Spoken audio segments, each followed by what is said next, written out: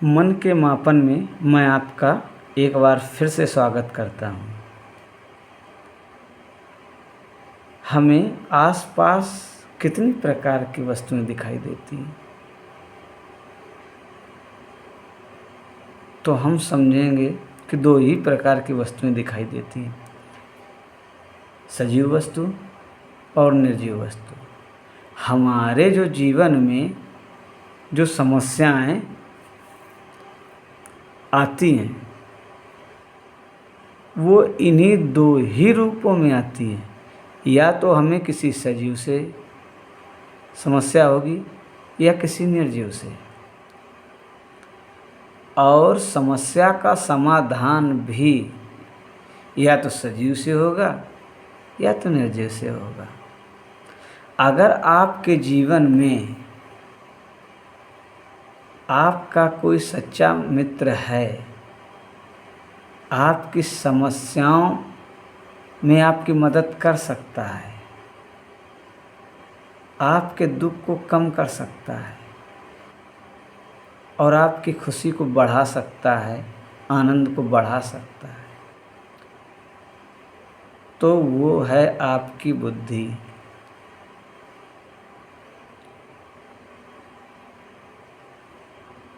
क्योंकि बुद्धि ही समस्या को हल करने की क्षमता ही है। मन को समझने से पहले आपको बुद्धि को समझना होगा कि बुद्धि क्या है, कितने प्रकार की है।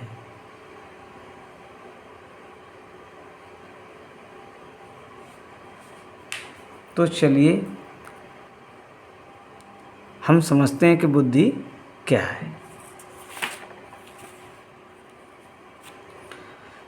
इस संसार में स्थित जड़ तथा चेतन द्वारा उत्पन्न समस्या व समाधान एवं चेतन का जड़ से, जड़ का जड़ से तथा चेतन का चेतन से संबंध समझने की क्षमता ही बुद्धि है। चेतन का मतलब सजीव वस्तुएं और जड़ का मतलब निर्जीव वस्तुएं। अब हम बुद्धि को एक उदाहरण से आपको समझाएंगे। जैसे हमें प्यास लगती है तो प्यास बुझाने के लिए, प्यास को शांत करने के लिए हमें किस चीज़ की ज़रूरत होती है? पानी की। अर्थात प्यास की जो समस्या है उसका समाधान है पानी, और पानी ही है जो प्यास से संबंध रखता है। मतलब प्यास और पानी का संबंध हम समझते हैं, नहीं तो प्यास बुझाने के लिए हम आग का इस्तेमाल कर लें, आग पी लें, तो क्या हमारी प्यास बुझ जाएगी? नहीं, क्योंकि हमें पता है कि प्यास का संबंध पानी से है। अर्थात जड़ तथा चेतन द्वारा उत्पन्न समस्या व समाधान, जड़ का चेतन से संबंध समझने की क्षमता ही बुद्धि है।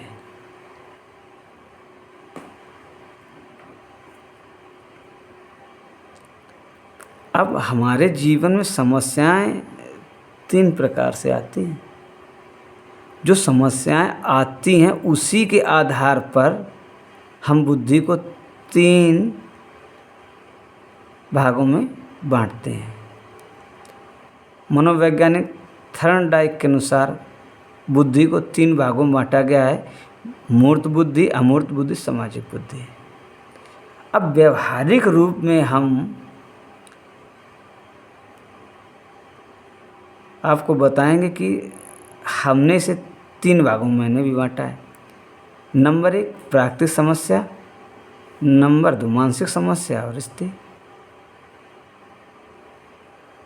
प्राकृतिक समस्या से हमारा मतलब है जैसे बीमारी, भूख, प्यास, भूकंप, आंधी, तूफान, जीव जंतु, अर्थात जिनके द्वारा हमें समस्याएं होती हैं, वो जो नेचर से मिलते हैं, जो प्राकृतिक से मिलते हैं, उनके द्वारा जो समस्याएं होती हैं हम उसे प्राकृतिक समस्या कहेंगे।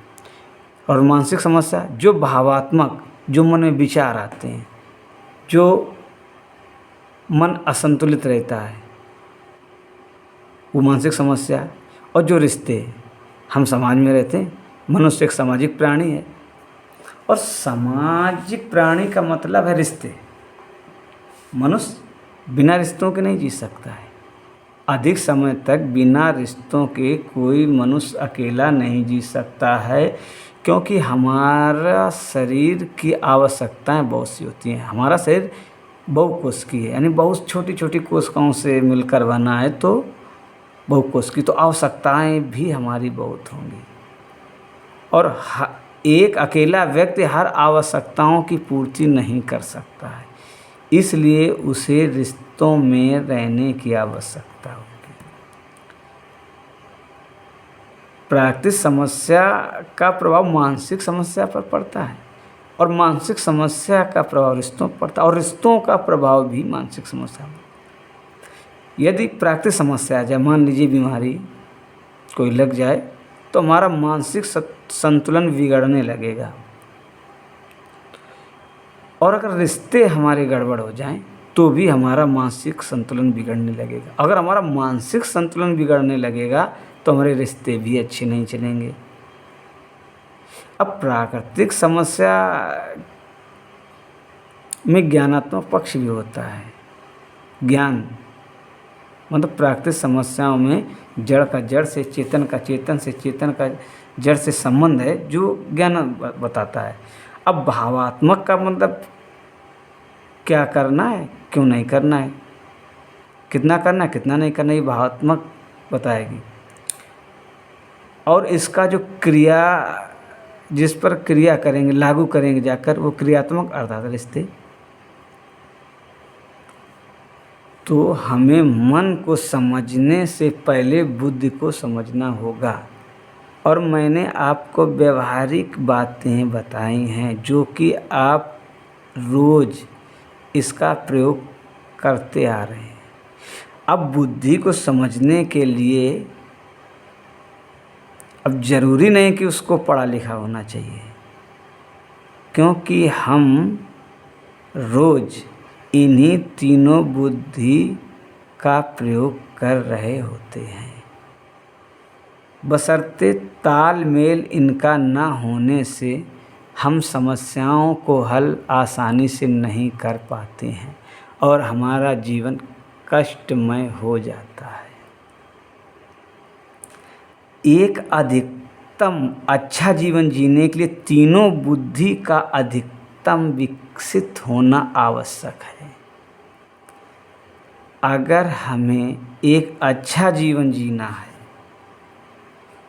तो हमें अपनी तीनों बुद्धि का विकास करना होगा, जो शिक्षा से ही संभव है। शिक्षा ही वह माध्यम है जिससे तीनों बुद्धि का विकास करके उसमें संतुलन स्थापित किया जा सकता है। अब हम अगले वीडियो में शिक्षा क्या है समझेंगे। ऐसे ही धीरे धीरे करके हम मन के मापन को समझेंगे, मन क्या है और उसको कैसे मापना चाहिए। पहले तो स्वयं का मन कैसे मापना चाहिए। जब आप स्वयं का मन समझने लगेंगे, मापने लगेंगे, तो आप दूसरों के मन को भी आसानी से माप सकेंगे और अपने जीवन को अच्छी तरीके से जी सकेंगे। आपने अपना कीमती समय जो मुझे दिया, मैं इसके लिए आपका धन्यवाद करता हूँ।